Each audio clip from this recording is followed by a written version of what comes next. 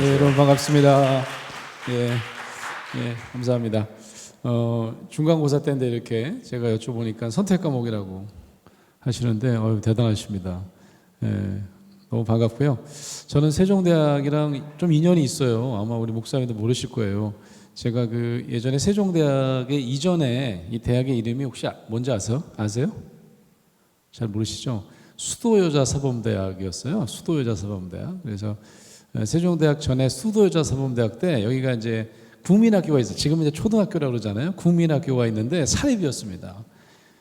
제가 그 수도여자사범대학 부속 국민학교를 졸업했어요. 그리고 이제 중학교도 이 세종학원에 있는 그때 이름이 바뀌어갖고 세종중학교까지 제가 그러니까 제 초등학교와 중학교를 세종학원에서 다닌 적이 있어요. 그래서 예전에 한번 교직원 강연을 몇 번 왔었어요. 근데 이렇게 채플은 처음 뵙게 돼서 여러분 너무 반갑고요. 제 소개는 아까 잘 해주셔서 저는 우리 연세대학교 연합신학대학원에서 상담과 코칭을 가르치는 교수입니다. 오늘 저희가 이제 그 공감에 대한 얘기를 잠깐 같이 해보려고 하는데 먼저 여러분 파이어족이 뭔지 아시죠? 파이어족. 파이어족이라는 말이 약자잖아요. Financial Independence, Retire Early. 이게 사실은 언제 여기 있는 금융위기 전후에 세계 젊은이들을 사로잡은 라이프 스타일이다 뭐 이렇게 돼 있는데 사실 그보다 먼저 생겼던 게 언제냐면 90년대 말이에요. 90년대 말에 제가 캘리포니아에 있었는데 산호세 지역에 우리가 아는 그 페이스북이라든지 소위 이제 잘 나가는 IT 회사들이 막 생겼거든요. 그때 이제 월급을 아직은 이제 벤처 회사니까 월급을 못 주니까 다 주식을 줬다고요. 그땐 종이 쪼가리에 불과했는데 이 회사들이 전부 다 대박을 쳤습니다. 그래갖고 이제 90년대 말에 이거 처음에 받을 때는 별거 아니었는데 그게 갑자기 100배, 200배 뭐 어떨 때는 500배가 오른 거예요. 그러니까 20대 젊은 직원들이 그거 갖고 있던 직원들이 완전히 그냥 떼부자가 됐어요. 그래서 갑자기 90년대 말에 뉴스 틀어보면 산호세 지역에서 여러분보다 더 젊은 여러분만큼 젊은 분들이 모자 탁 뒤집어 쓰고 야구 모자 거꾸로 쓰고 스포츠카 타면서 빠이빠이 나 이제 은퇴야 돈을 너무 많이 벌어가지고 이 주식이 너무너무 올라가지고 나 이제 더 이상 일할 필요 없어. 그게 이제 파이어족의 시작입니다. 근데 이 파이어족이 그때부터 이제 시작돼가지고 금융위기 때도 나오고 뭐 그랬다는데 이게 이제 극단적인 절약을 해가지고 20대부터 돈을 벌 테니까 우리가 그걸 절약을 해가지고 은퇴를 보통 50대 하는데 최소한 30대 말 늦어도 40대 초까지는 조기 은퇴하고 내가 번 돈으로 펑펑 쓰면서 놀겠다. 이게요 우리가 굉장히 오래 산다잖아요. 요즘에 최소 100살 이상 산다는데 60년 이상을 그러면 번 돈으로 산다고 그러는데 이게 얼마만큼 벌어야 되는 거예요. 이게 극단적인 절약 갖고 되는 게 아니잖아요. 아까 파이어족에 처음 나온 것처럼 투자를 해야 되는 거지. 최근에는 그래서 이제 너무 안타깝게도 이 코인이라고 하는 투자처에 이제 투자를 했다가 굉장히 힘들어졌던 젊은 친구들이 많습니다. 그래서 어느 신문에서 이 파이어족의 시작을 아는 분이 뭐라고 얘기를 했냐면 닷컴 버블 이후에 20년 만에 파이어족 유령이 부활했다 뭐 이런 얘기를 했었어요. 그러니까 20년 전에 2000년 정도에 IT 회사들이 좋은 회사만 남고 다 망했습니다. 그래갖고 막 그냥 주식을 갖고 있던 친구들이 갑자기 쫄딱 망했어요. 그래서 이제 주식의 거품이 그때 이제 꺼졌다 그러는데 그래서 그때 이제 실패를 한번 했죠. 근데 이제 코인은 이제 금방 막 잘 될 것 같이 막 몇백 배 오를 것 같았는데 금방 거품이 빠졌다라고 해서 한번 기사도 한번 난 적이 있는데 제가 이 말씀을 왜 드리냐면 여기 좀 이렇게 숨겨진 착각 같은 게 있어요. 뭐냐면 돈만 있으면 노후에 굉장히 내가 행복할 것이다. 최소한 30년, 40년은 행복하게 살 거라는 생각을 갖고 있더라. 그런데 지금 노인들을 보면 꼭 그렇지만은 않더라 라는 얘기를 제가 한번 해보려고 하는 거죠. 독거노인들이 있습니다. 여쭤봤어요. 뭐가 제일 어렵습니까? 물어봤더니 뭐라 그러시냐면 제일 많은 분이 얘기한 게 내가 몸이 아픈데 간호해 줄 사람이 없다. 그렇게 얘기를 합니다. 간호해 줄 사람이. 근데 돈이 있으면 간호사, 출장 간호사를 살 수도 있고 도우미를 살 수도 있죠. 근데 돈이 없어요. 그러니까 경제적 불안감도 21% 정도가 이게 문제입니다라고 얘기합니다. 근데 거기에 못지않은 호소 문제가 있어요. 그게 뭐냐면 심리적 외로움이라고 하는 겁니다. 돈이 있어요. 간호할 사람도 있어요. 근데 그 사람이랑 말을 섞을 수는 없어. 그 사람이 그냥 일만 하지 내가 좀 내 얘기 좀 들어주세요 그랬더니 저 바빠요라고 하고 일을만 하고 결국은 자기랑 따뜻한 이야기 몇 마디를 나누기가 어렵다. 심리적 외로움이 오히려 24.4%에 해당합니다. 이게 사실은 돈만 있으면 되는 줄 알았는데 사실 더 큰 문제가 뭐냐면 우리 마음의 외로움을 나눌 사람이 굉장히 절실해진다. 점점 나이가 들면 들수록. 요거 우리가 가끔 놓치고 살 때가 있는 것 같다라고 하는 겁니다. 최근 정부가 저는 사실 이걸 굉장히 오랫동안 봐왔는데 고독사를 하는 소위 이제 혼자 계시다가 돌아가시는 분이 제가 이제 이렇게 스크린 안 보여드리고 한번 맞춰보세요. 20대, 30대, 40대, 50대, 60대, 70대, 80대 누가 제일 많이 혼자 계시다 돌아가실 것 같아요? 라고 얘기를 하면 다 7, 80대 얘기합니다. 7, 80대. 여러분도 그럴 것 같지 않아요? 7, 80대가 제일 고독사가 많을 것 같지 않아요? 대답을 해봐요. 그럴 것 같지 않아? 나이가 많으시니까 그죠? 근데요 놀랍게도요 50대가 압도적으로 많습니다. 그래서 깜짝 놀라요 사람들이. 제가 이거를 추적을 해봤어요. 서울시 통계를 가봤더니 아무래도 서울에 이제 고독사가 제일 높아요. 그래서 서울에 사시는 분들 조사해봤더니 벌써 10년 전에 2013년 여기 저 글씨가 잘 안 보이는데 2013년 통계입니다. 왼쪽이. 자 50대가 가운데 있죠. 제일 높습니다. 압도적으로 높죠. 이게 너무 충격적이어서 요즘에는 붙여서 얘기를 해요. 지금 윤석열 정부는 50대와 60대가 제일 높다 이렇게 얘기를 해요. 사실 띄워놓으면 50대가 제일 높습니다. 그게 너무 놀라워요. 아니 50대가 제일 창창할 때 아니야? 근데요 그때 외로움을 겪고 혼자 지내다가 스스로 목숨을 끊는 분 아니면 그냥 돌아가시게 되는데 아무도 모르는 사람들이 제일 높다라고 하는 겁니다. 되게 심각한 거죠. 고독사 못지않게 우리가 제일 이제 좀 안타깝게 생각하는 게 뭡니까? 자살률 아닙니까? 자살률이 우리나라가 지금 부동의 1등, OECD 국가의 1등을 차지한 게 이게 보통 오래된 게 아니에요. 너무 창피한 일이죠. 근데 저는 이제 이 이유에 대해서 여러 이제 정신건강 전문가들, 뭐 저같이 이제 마음건강 비의료 전문가들도 고민 많이 하죠. 왜 그럴까? 왜 그럴까? 저는 이 이유라고 생각해요. 그게 뭐냐면 사회적 관계망에 대한 질문입니다. 우리 OECD 국가의 삶의 질에 대해서 행복감에 대해서 연구할 때 꼭 물어보는 질문이 있어요. 그게 뭐냐면 사회적 관계망 혹은 뭐 사회적 연결망이라고 합니다. 소셜 네트워크 체크라고 하는데 주로 어떻게 물어보느냐 이렇게 물어봅니다. 여기 조그만 글씨로 여러분 잘 안 보이실 텐데 낙심하거나 우울할 때 이야기하거나 도움받을 사람이 있습니까? 이렇게 물어보는 겁니다. 있습니다 라고 하는 게 보통 한 80% 됩니다. OECD 국가는 한 80% 다 있다고 그래요. 근데 몇 명입니까? 이게 이제 사회 연결망 질문입니다. 몇 명입니까? 이렇게 물어보는데 대한민국이 지난 10여 년 동안 5명을 한 번도 넘지 못했습니다. 5명이 안 되는 거예요. 그래서 여기 보니까 연령대별로 조사한 게 있는데 10대 정도 했다면 한 4명 정도 됩니다. 10대 정도. 그 20대까지도 한 4명 유지해요. 30대만 돼도 3명으로 떨어집니다. 그런 다음에 한 40, 50대가 되면 2명 찾기도 어려워. 아니 와이프도 있고 아내 배우자도 있고 그죠? 자녀도 있을 것 같은데 자녀한테 내 문제 얘기할 수 있을까? 내가 우울할 때 불안할 때 그 사람한테 도움을 받을 수 있을까? 요게 안 잡힌다는 거지. 우리가 이렇게 잘 살게 되고 세계 10대 부국이 됐는데 자살률이 높은 이유는 이 사회적 연결망이 우리 한 몇 대쯤 할 것 같아요. OECD 국가 여러분 아시죠? OECD 국가는 소위 잘 사는 나라 국가 통계입니다. OECD 국가에서 못 사는 나라는 없어요. 개발도상국이라기보다는 주로 이제 잘 살게 된 나라를 보통 OECD 국가라고 하는데 몇 등 할 것 같아요? 사회 연결망, 사회 관계망. 이것 역시 최하위입니다. 꼴등에서 첫 번째, 두 번째, 세 번째 요 정도예요. 이게 굉장히 큰 문제라고 하는 겁니다. 모든 연령대별로 내가 정말 어려울 때 이야기할 사람이 없고 외로움을 나누고 자기의 마음을 나눌 사람이 없더라라고 하는 겁니다.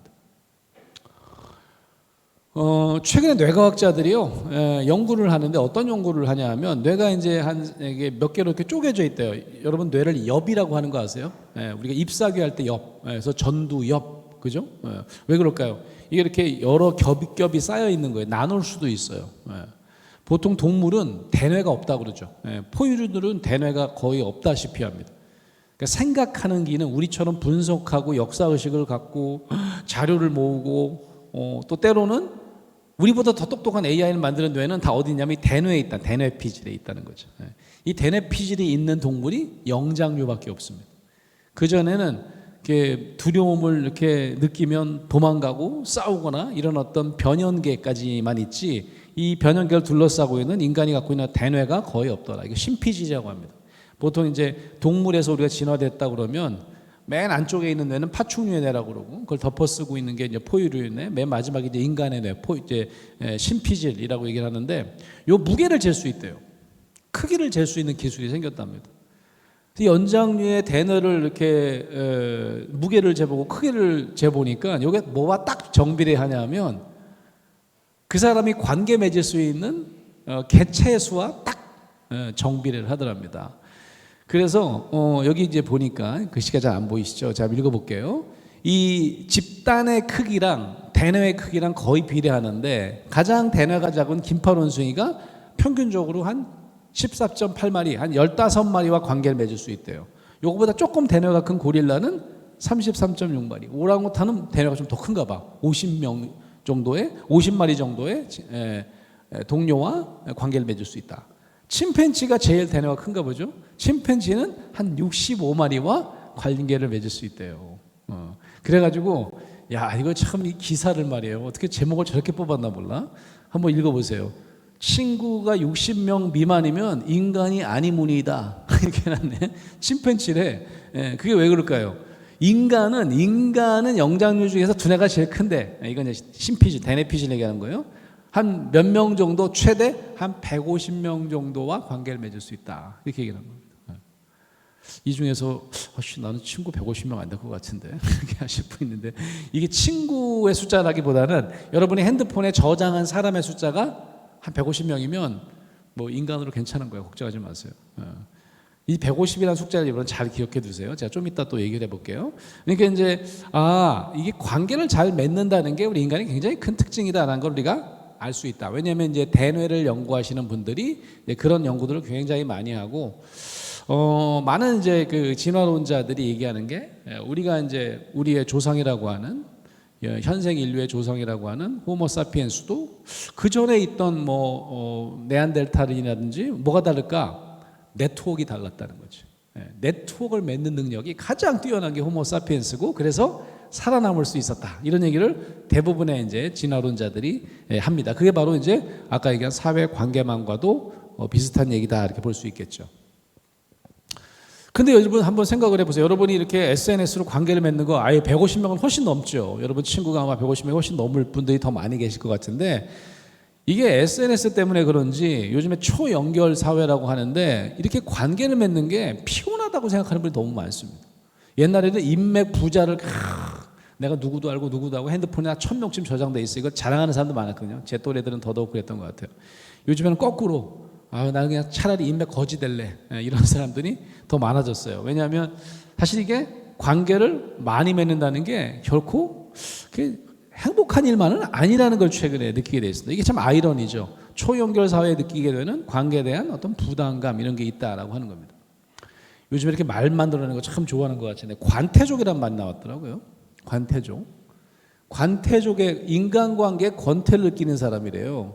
여러분 같이 20대에게 물어봤는데 몇 개나 해당되는지 한번 보세요. 면대면 대화나 전화보다 문자가 편하다. 이건 저도 그런 것 같아. 저 일부러 전화 안 하려고 문자 보내면 또 굳이 또 전화해가지고 또 통화하자는 분들이 있어. 그럼 또 안 받을 수도 없고, 그죠? 그런 저도 여기 해당되는 것 같은데, 3명 이하의 소규모 모임을 선호한다. 이런 분들, 친하지 않은 사람들과의 자리가 어색해갖고 일부러 안 간 적이 있대요. 핑계대고 나 집안에 일이 있다. 어색한 자리에 내가 자리를 했어요. 그랬더니 참 이 대화를 이어가는데 자신이 없다. 지금 인간관계로 충분해. 더 이상 새로운 인간관계는 안 만들 거야. 이런 거죠. 맨 마지막에 혼자 보내는 시간인데, 오늘 주말인데 너 왜 혼자 있어? 너 안 됐다 그랬지만 난 되게 좋아. 내가 자발적으로 선택한 거야. 나 좀 혼자 있고 싶어서. 이해되시죠? 이 6개 중에서 몇 개나 해당됐어요. 여기에 한 3개 이상 해당된다 그러면 굉장히 그 관태족의 가능성이 높은 거야. 나는 왜 이러지? 나는 왜 관태족이 됐지? 라고 굳이 여러분을 탓하실 필요는 없어요. 제가 볼 때는 관태족이 굉장히 많습니다. 이거는 인간관계에 대해서 몇 해 전에 조사를 한 건데 대한민국 사람들이 모든 세대에 걸쳐서 인간관계에 대해서 만족합니까? 과반수 이상이 만족한대. 57%가 만족한대요. 새로운 사람을 사귀는데 어려움을 느낍니까? 과반수는 안 되지만 43%가 그렇대요. 인간관계 유지하는 노력을 많이 기울이냐? 한 36%는 그렇대요. 근데 너무 재밌게도 이렇게 물어봤어요. 가끔 인간관계를 좀 정리할 필요를 느끼느냐? 라고 했는데도 58%가 예스를 합니다. 좀 미친 것 같지 않아요?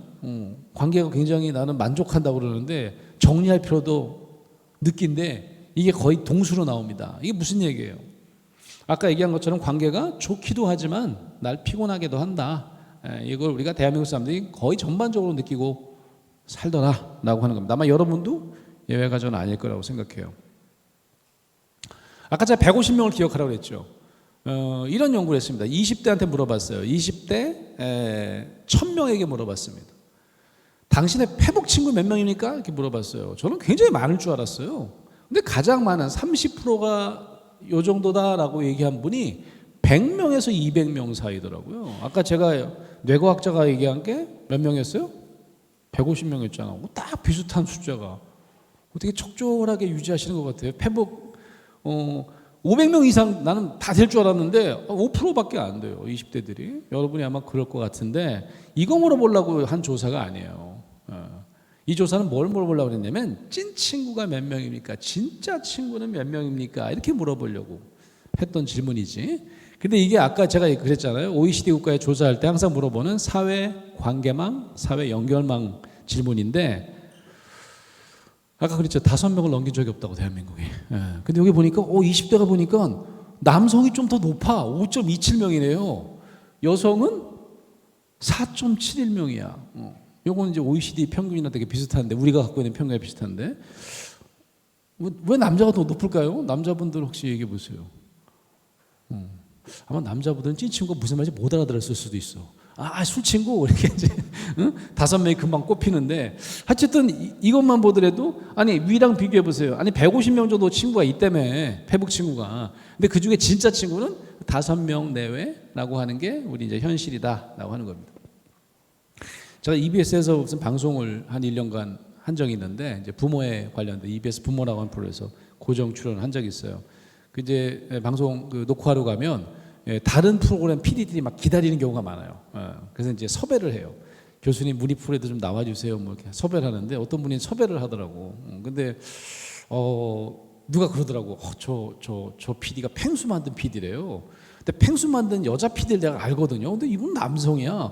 이상하다. 그랬더니 이제 또 같이 만들었다 그러더라고. 또 뭐 초창기에. 그래서 어쨌든 그런 PD를 만나는데 자기 프로에 좀 나와달래요. 자기 20대들이 열심히 보는 프로래요. 그 제목이 뭡니까? 그랬더니 딩동댕 대학이래요. 그래서 난 딩동댕 유치원은 들어봤는데 대학은 처음 들어봤어요. 아니 그런 것도 있습니까? 그랬더니 딩동댕 유치원을 보고 자란 세대들이 이제 대학생이 됐대요. 아마 여러분일 거예요. 그래서 그런 친구들이 잘 보는 프로인데 교수님 꼭 나와달래요. 주제가 뭡니까? 그때 친구입니다. 친구. 황광이라고 하는 그 광이라고 하는 이제 가수 그 친구 있잖아요. 말 되게 재밌게 하는 그 친구가 이제 사회도 보고 이제 보통 유튜브에 많이 올리는 그런 프로더라고요. 그 이제 제가 어쨌든 출연하게 됐어요. 근데 이제 그때 물어본 게 그런 거예요. 광희가 진짜 친구가 몇 명이어야지 이게 적당한 거냐. 찐친이 몇 명이면 절친이 몇 명이면 뭐 베프가 몇 명이면 됩니까? 뭐 이걸 이제 저한테 물어보는 거지. 한 15명이면 좋습니까? 뭐 10명 미만인데 괜찮습니까? 뭐 이런 거예요. 그때 이제 제가 왜 이렇게 다시 숫자에 민감해요? 우리나라 사람들이 그 숫자에 대한 강박이 있습니다. 많으면 많을수록 좋아요. 조회수가 많으면 많을수록 좋은 거고요. 친구한테 뭘 올리면 좋아요가 빨리 이게 2자리, 3자리로 막 넘어가야 되는데 심지어 좋아요 안 누르면 전화까지 하자. 친구한테 좀 눌러달라고. 이렇게 우리 굉장히 숫자에 민감하다는 거죠. 그래서 제가 그때 이제 했던 얘기가 어떻게 이렇게 숫자에 민감하냐. 사실은 찐 친구는 하나만 있어도 족하다. 그런 얘기를 했는데 내가 그렇게 얘기를 했는데 또 이렇게 또 기사가 났더라고. 뭐 친구가 없어도 괜찮은 내가 없어도 괜찮다고는 안 그랬거든. 많지 않아도 괜찮다 그렇게 얘기를 한 거죠. 진짜 중요한 건 뭐예요? 양보다 질이라는 얘기죠. 사회적 연결망도 절대로 몇 명쯤 됩니까? 물어보지 않습니다. 진짜 친구가 몇 명입니까? 이렇게 물어보는데 여기 항상 우리가 무너지더라. 양보다 질은 꼭 우리가 뷔페 레스토랑 갔다 나오면서 하는 얘기가 아니고 관계에도 똑같이 적용되는 얘기다라고 하는 겁니다. 여러분이 잘 아시는 그 다윈이 있잖아요. 적자 생존설을 처음 얘기한 사람이다. 이렇게 오해할 때가 있습니다. 강한 자만이 살아남는다. 이렇게 얘기를 하는 거죠. 그래서 막 세거나 폭력성을 갖거나 공격성을 가진 뭐 사자쯤 되거나 아니면 뭐 도망을 잘 가는 치타쯤 되거나 그래야 종족 경쟁에서 살아남는다. 이렇게 착각할 때가 있다는 거죠. 그런데 놀랍게도 우리가 모르는 얘기가 있어요. 종의 기원이라고 하는 이제 화제작을 저작한 다음에 이 찰스 다윈이 책을 또 한 권 씁니다.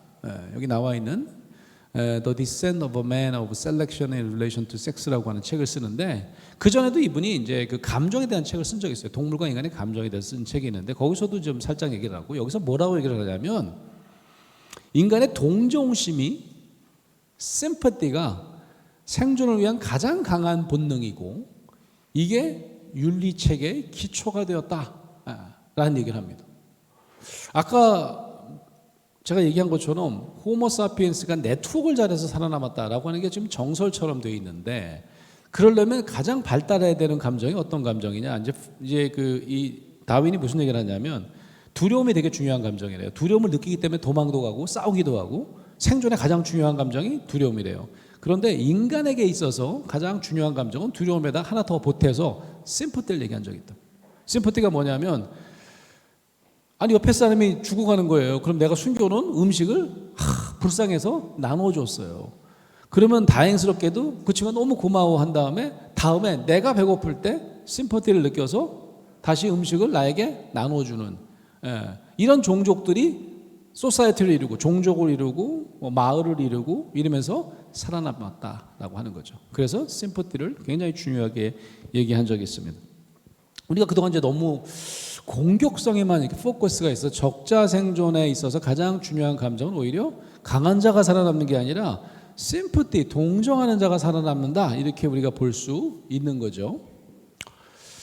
제가 어쩌다 어른이라고 하는 프로그램에서 잠깐 출연해서요 강연을 한 적이 있는데 그때 제가 궁금한 게 있었어요. 스스로 궁금한 게 하나 있었는데 그게 뭐냐면 제 지도 교수가 있는데 미국 사람인데요. 박사과정 지도 교수가 있는데 그분이랑 저랑 주변 사람들이 생각할 때도 친하다고 생각하는 거예요. 어떻게 이렇게 지도 교수랑 친해? 지도 교수랑 이제 학위 마친 다음에 떠난 지가 이제 20년이 넘었는데 근데 아직까지 가족처럼 어떻게 이렇게 친하게 지내는 거예요? 보통 지도 교수랑 안 친한단 말이죠. 특히 이제 외국 사람이면 또 뭐 지역이 떨어져 있고 좀 이상하더라고. 저도 왜 친해진 거지? 그래서 이제 제가 깨달음이 있어서 이 스토리를 한번 방송에서 얘기해야지. 그런 다음에 지도 교수님한테 얘기했어요. 이제 미국에 계신데 백인이신데 내가 이만저만해서 방송 출연하게 되는데 내가 교수님과 얘기를 이야기해도 괜찮습니까? 얘기하래. 좀 창피한 얘기가 있거든요. 우리 교수님에 대해서 이런 내용입니다. 이제 제가 이제 박사과정 입학을 해가지고 교수님을 처음 만났는데 이분이 얼마나 유명한 분이냐면 이분이 이제 종교심리학에서 그 컨버전에 대해서 회심에 대해서 연구를 했는데 이분이 살아있는데 이분의 이론에 대해서 컨퍼런스를 한 5번쯤 열었어요. 이분이 살아있는데 이분의 이론에 대해서 그러기가 쉽지 않습니다.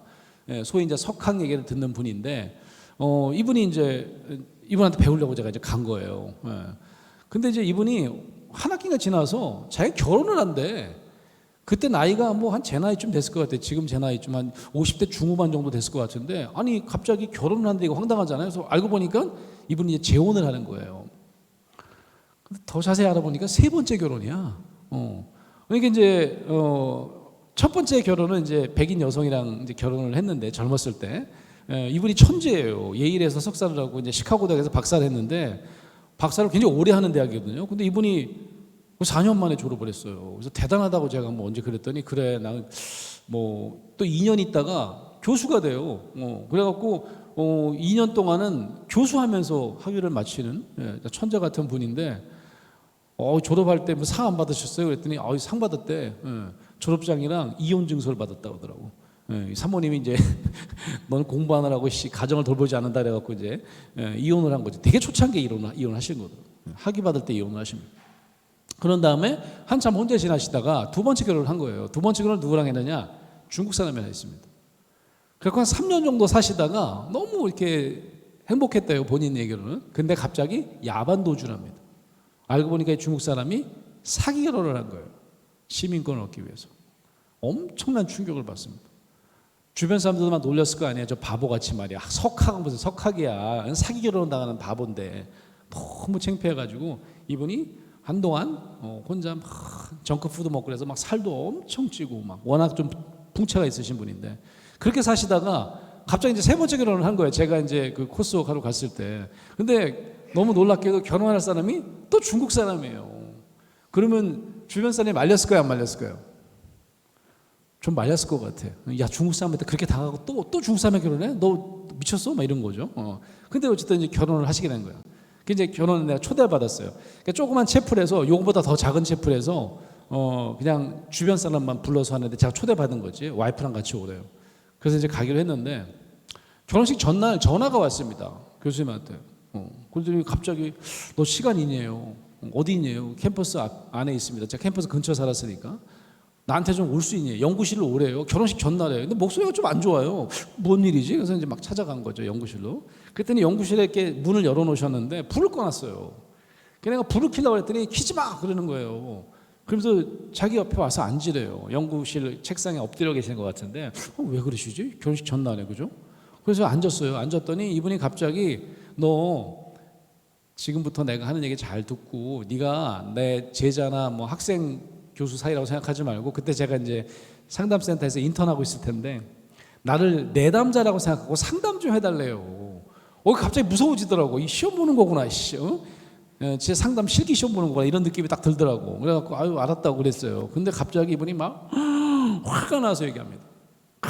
내가 친구가 하나 있는데 고향 친구가 있는데 나는 진짜 베스트 프렌드라고 생각했는데 이놈의 자식이 그냥 내가 전화를 했다는 거예요. 너 초대 못해서 미안한데 내가 내일 세 번째 결혼한다. 그랬더니 축하한다 그러더니 갑자기 이러더래요.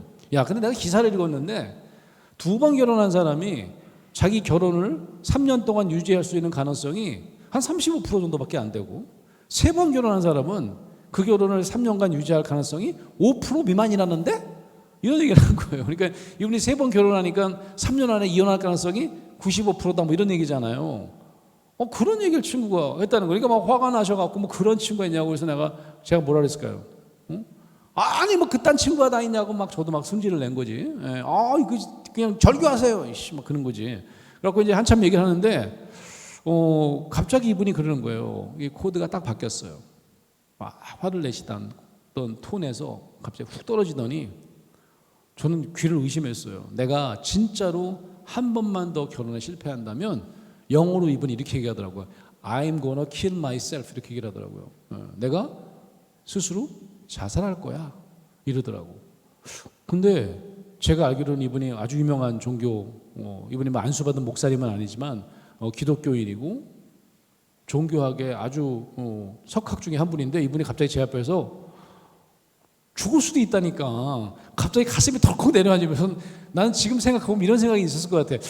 그럼 나 어떡하지? 나 졸업해야 되는데 이제 지도교수인데 갑자기 돌아가시면 어떻게 되는 거야? 뭐 이런 생각이 있었던 것 같아. 제가 갑자기요 저도 왜 그러는지 모르겠어요. 갑자기 뭐가 이렇게 확 올라오더니 교수님 돌아가시면 안 된다고 눈물이 팍 쏟아진 거예요. 나도 모르게 막 그게 뭐 이렇게 복받쳤던 것 같아. 교수님이 돌아가시면 안 된다고 막 그러면서 울었던 거예요, 제가. 제가 왜 그런지를 잘 모르겠는데 그 교수님이 저를 보더니 눈이 땡그레져 갖고 갑자기 뻥 터졌어요. 교수님이 정말 제가 볼 때는 항상 이렇게 캄하고 침착하고 그런 분이었는데 갑자기 엎드려서 엉엉 울기 시작하더라고요. 제가 너무 놀라가지고 야 이거 내가 뭐 크게 잘못한 것 같다고 느낌에 그리고 한참을 우시다가 정신을 차리시더니 이제 집에 가래요. 갑자기 내가 집에 가라고? 나 시험 떨어진 거야? 뭐야? 그래서 이제 집에 왔어요. 그래서 아내가 아니 교수님이 갑자기 당신 왜 불러서 그래서 아니 몰라 이만저만 하고 갑자기 상담하라고 그러시더니 갑자기 눈물이 나도 눈물이 터지고 갑자기 그렇게 우시더라. 그러니까 우리 아내는 아니 무슨 어떻게 상담을 했길래 이렇게 울리고 오면 어떡하냐고 막 그러더라고. 그러게 말이야. 그러니까 이제 다음날 이제 아내랑 같이 결혼식을 이제 참석을 하는데 그게 관전 포인트였어. 이분이 도대체 괜찮으신가? 멀쩡해요. 결혼식을 아주 잘 하시더라고 행복하게. 이상하다. 그러니까 우리 와이프가 진짜 어제 그런 거 맞아? 꿈을 꾼 거 아니야? 막 그러더라고요. 글쎄 이상하다. 뭐 그러고 이제 넘어갔어요. 그러다가 이제 코스석을 제가 마치고 이제 논문을 쓸 때쯤에 갑자기 제가 있던 그 버클리 대학에 이제 기숙사가 있는데 제가 있던 기숙사가 갑자기 기숙사를 판다고 그러는 거예요. 그때 이제 버클리에 무슨 집값이 올라서 그런지 어쨌든 이거는 이제 외부로 판다는 거지. 그러면 거기 기숙사에 있는 사람이 다 나와야 되잖아요. 이게 이제 미국 사람들 다 집에 가면 되잖아, 방학 때. 근데 저 같은 유학생은 갈 데가 없잖아요. 한국에 갈 돈도 없고. 갑자기 쫓겨나게 된 거예요. 기숙사를 나오면 기숙사가 되게 싼데 버클리 지역이 굉장히 비싸요. 그 외부에 있는 집을 알아봤더니 다 3배 이상 되는 거예요. 제가 한 5, 600불 정도 주고 살았는데 한 달에. 그러니까 너무 큰일 났다 그래갖고 이제 막 100만 원 하면 안 돼요. 그 정 안 돼갖고 지도교수한테 얘기를 했습니다. 교수님 제가 이만저만 해서 아니 집을 못 구하고 쫓겨나게 생겼다. 어디서 살죠? 막 그랬던 거죠. 그랬더니 이 지도교수가 아니 이 양반은 이제 버클리가 아니라 좀 떨어져 있는 머린 카운티라고 이제 여러분 혹시 그 금문교라고 있습니다. 샌프란시스코에 가면 그 금문교를 건너면 거기에 이제 카운티가 있는데 굉장히 부촌이에요. 거기에 이제 제가 그 근무했던 상담센터도 있고 거기에 있는 이제 분교 같은 학교에서 이제 이분이 근무를 하셨거든요. 거기에 좀 집이 있는 것 같다. 내가 알아보겠다. 근데 거기에 2층 양옥집이 한 채 있는데 안 비싼 거예요, 별로. 한 700불만 내면 된대. 네가 살던 데서 한 100불, 200불만 더 내면 된대요. 그거 좀 구해달라고 그런 거죠. 그래갖고 이제 이분이 이제 구해준 겁니다. 그래갖고 이제 그 하우징 오피서가 저한테 이제 이메일을 보냈는데 난 700불이라고 들었는데 1,500불을 내래요, 한 달에. 갑자기 3배가, 제가 지금 내던 거에 3배고, 아니 700불이라고 했는데 갑자기 2배를 받는 거예요. 이상하다. 그래갖고 교수님한테 얘기했더니 교수님이 그럴 리가 없대요. 학생들한테 다 700불 받는 거래요. 알아봤더니 이제 제가 학생이 아닌 거지, 그 학교. 제가 이제 코스석이 이미 끝났고, 이제 상담센터에서 스텝으로 일하고 있고, 돈도 좀 벌고 있고 하니까 이 친구한테는 스튜던트 레이스로 받으면 안 된다. 학교가 결정을 하고 올려받은 거야. 그러니까 교수님이 열받아 하시더라고. 아니, 너도 학생인데 무슨 소리냐. 박사과정 지금 코스석 끝났다고 하지만 지금, 너는 알고 보면 뭐 학생인데 왜 학생 레이스 안 받냐고. 자기가 따지겠대요. 따지시고 막 그러는데 결국은 잘 안 된 거예요. 그 마지막으로 저한테 이메일이 왔는데 뭐라고 하냐면 너 들어올래 안 들어올래? 딴 사람 주려고 그러는데 지금 1,500불 내고 들어올 거면 얘기하고 안 그러면 네 지도교수가 굉장히 어필을 많이 했는데 안 되게 됐다 이렇게 온 거예요. 근데 얘네들이 실수로 저희 지도교수가 그 하우징 오피서나 이제 그 대학의 부총장님한테 이메일 보낸 게 있는데 그게 딸려온 거예요. 첨부 메일. 실수한 거죠 얘네들이. 제가 그걸 읽게 된 거예요. 지도교수가 막 컴플레인 하는데 뭐라고 썼냐면 내가 이 학교 지금 30년 넘게 근무하는데 내가 이 학교 다니기 이렇게 교수인 게 창피한 적이 없다. 어떻게 수영이 알고 보면 불쌍한 데에 유학생이고 어떻게 이렇게 2배를 받을 수가 있냐. 니들이 인간이냐 뭐 이렇게 쓰신 거야. 이게 무슨 경영대학도 아니고 막 신학대학원인데 막 쓰신 거지. 그런데요 마지막 쯤에 이런 얘기가 있어요. 수영이한테는 그냥 말하지 말고 700불만 받으래요. 나머지 800불은 내가 내겠대요. 내 월급에서 까래요. 저는 그걸 이렇게 읽다가 해석을 잘못한 줄 알았어요. 와이프한테 이거 좀 읽어봐봐. 이게 무슨 말이야? 자기가 낸다는 얘기야? 우리 와이프도 이게 무슨 말이야? 자기가 낸다고 써 있는 거예요. 그래갖고 그냥 그때 둘이서 얼마나 울었나 몰라 그냥 막 감동이 돼가지고 내가 그때 우리 아빠한테 그랬어요. 여보 내가 진짜 나중에 혹시라도 잘 되잖아? 그러면 오늘의 일을 잊지 말게. 꼭 얘기해줘. 내가 우리 교수님 은혜 갚도록. 너무 감사하다. 결국은 은행 빚을 얻고 융자를 얻고 1,500불 내고 그 하우징에서 살다가 학위를 마쳤어요. 그런 다음에 이제 제가 연대 교수가 됐잖아요. 너무 운 좋게 연대 교수가 바로 돼서 제일 먼저 떠오른 분이 그분이겠죠. 그분을 제가 초청했습니다. 제가 교수 때 다음 학기에 바로 초청해가지고 이제 비지팅 프로페서로 오셨어요. 그런 다음에 연세대학교 혹시 아실지 모르겠는데 연세대학교는 이제 기독교 대학이고요. 언더우드 선교사라고 하는 분이 이제 세운 학교라고 볼 수 있어요. 그래서 언더우드 석좌 교수라는 게 있습니다. 가장 명예로운 석학에게 주는 돈도 좀 드리고 주로 외국에서 모시는데 제가 언더우드 석좌 교수를 제 지도교수 해봐야 되겠다. 주로 이제 이공계가 많이 하는데 제가 막 노력해가지고 이분이 이제 언더우드 석좌 교수로 모셨어요. 너무 행복해 하시더라고요. 연세대학교를 너무 좋아하시는데 이분이 뭐 제가 한 4-5번을 모셨거든요. 내가 언더우드 석좌 교수였는데 내가 너무 감사하대요. 아유 내가 그냥 너 덕분에 그냥 막 무슨 말씀이시죠. 그 이제 아까 얘기했죠. 그 중국 분이 잘 살아 지금도 이혼 안 했어. 그 이제 중국 분이 이제 같이 오셨는데 제가 연희동에 혹시 여러분 아실 거예요. 이연복 셰프가 지금은 안 하시는 것 같은데 이연복 셰프가 운영하는 레스토랑이 있어요. 거기 예약 잡기 어려운데 내가 이제 그때 이원복 셰프가 있을 때인데 예약을 잡았어요. 그래서 중국 분이랑 같이 사모님이랑 부부 동반을 밥을 먹었어요. 또 너무 맛있다고 좋아하시더라고. 중국 분도 막 중국 사람보다 더 잘한다고 그러시고 막 그러는데 제가 얘기하고 싶더라고. 입이 막 근지럽더라고. 그래갖고 얘기를 했어요. 교수님 모르시죠? 내가 사실은 그거 알아요. 교수님이 이메일로 나 대신 돈을 내겠다고 한 거. 그걸 어떻게 하냐요? 어떻게 했는데 실수로 보내갖고 내가 읽게 됐네요. 근데 내가 그때 교수였거든요. 이해가 안 돼요, 난 지금도.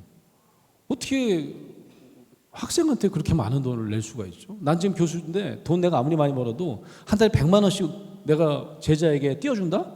얘기도 안 하고? 나는 못해. 그게 어떻게 가능해요? 응? 제자한테? 그랬더니 이분이 이러는 거예요. 네가 모르는 게 하나 있대. 너는 나의 많은 제자들 중에 한 명이 아니래요. 영어로 이렇게 얘기하더라. You are not one of them. 그러면서 너는 내가 가장 힘들었을 때 나를 위해 울어준 나의 유일한 친구야. 그런 얘기 하는데 또 눈물이 막 나가지고 그냥 감동을 엄청 받았잖아. 그때 내가 알았어요. 내가 왜 이렇게 교수님이랑 친하지? 우리가 가장 힘들었을 때 누구에게 쫓겨나는 듯한, 누구에게 내몰리는 듯한, 누구에게 버림받은 듯한 느낌을 가질 때 그 느낌을 나눌 수 있는 사람, 이런 사람과 우리는 정말 엄청난 친밀감을 경험한다. 이건 동정심과 좀 달라요. 동정심, 심퍼티라고 하는 것과는 조금 달라요. 불쌍히 여기는 마음이 아니에요. 이걸 잠깐만 제가 설명을 해볼게요.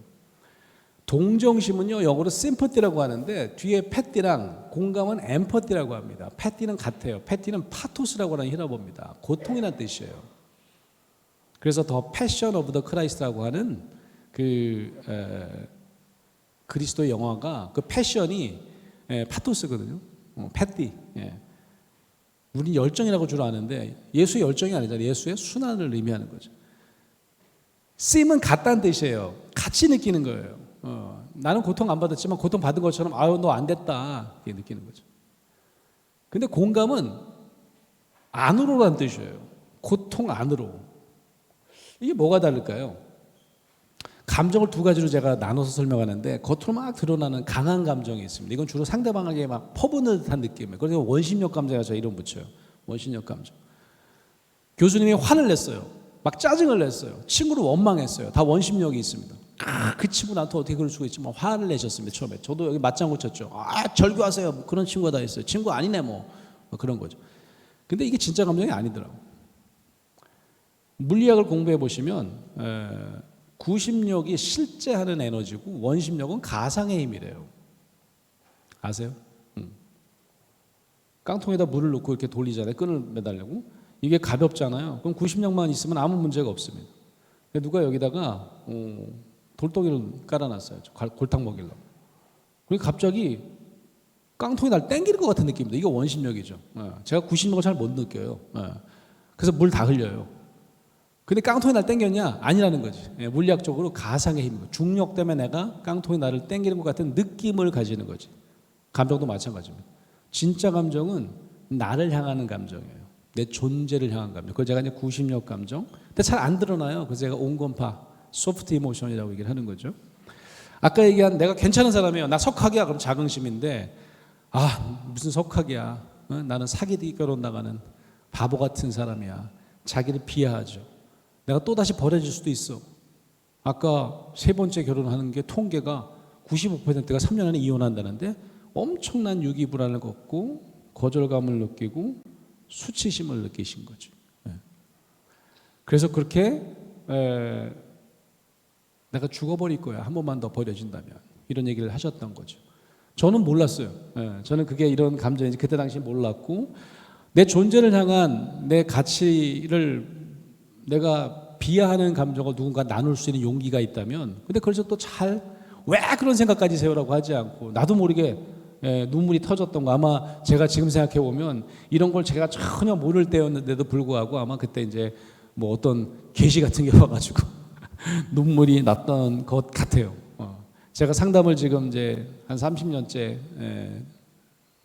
훈련도 받아보고 시키는 사람을 이제 역할을 지금 하고 있는데, 인간이 가장 드러내기 힘든 감정이 그런 감정인 것 같아요. 부끄러움, 내 존재가 너무 사람들에게 부끄럽고 모욕감과 치욕감을 경험하는 그런 감정. 근데 이런 감정을 나눌 수 있잖아요. 엄청난 임팩트가 생깁니다. 이거는 동정이 아니라 가장 밑바닥에 있는 내 감정을 나누는 공감이다라고 하는 겁니다. 찐친구의 어떤 그 비법이 뭐냐? 오래 시간을 보내는 거, 같이 다니는 거, 에이, 전 아니라고 생각해요. 같이 다니기만 하면 된다? 에이, 천만에. 술을 같이 마시면 된다? 에이, 그것도 아닙니다. 진짜 찐친구는 나이가 같을 필요도 없어요. 지도교수랑 저랑은 뭐 국적도 다르고요, 나이도 다르고요.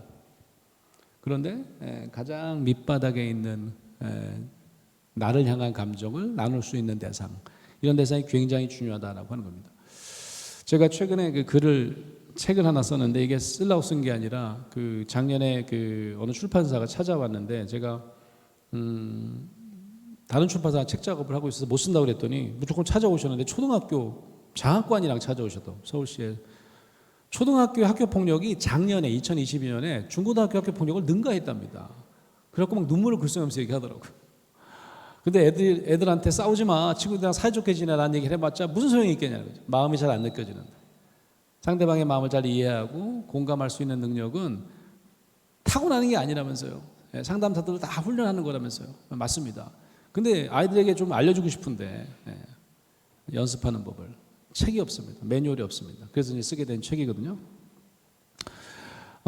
마지막으로 제가 한 가지만 얘기하고 마칠게요.